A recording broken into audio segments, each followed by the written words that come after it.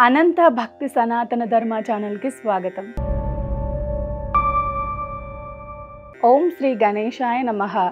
ఓం శ్రీ సరస్వతియై నమః. ఓం శ్రీ గురుభ్యో నమః. పట్టుబట్టలు ఎందుకు ధరిస్తారో మీకు తెలుసా? మన హిందూ సంప్రదాయం ప్రకారం పెళ్లి మరియు పూజాది కార్యక్రమాలలో మగవారు ఆడవారు పట్టు వస్త్రాలను ధరిస్తూ ఉంటారు. ఆడవారికి పట్టు వస్త్రాలకు అవినవ భావ సంబంధం ఉంది. పట్టు వస్త్రాలు ఎన్నో రంగుల్లో మరియు ఎన్నో రకాలు మనకు అందుబాటులో ఉన్నాయి. ఈ పట్టు వస్త్రాలు సమాజంలో ఉన్నత స్థితిని, ఐశ్వర్యాన్ని సూచిస్తాయి. అయితే పట్టు వస్త్రాలను ధరించడానికి ఏమైనా కారణాలు ఉన్నాయా అంటే ఉన్నాయనే చెప్పాలి.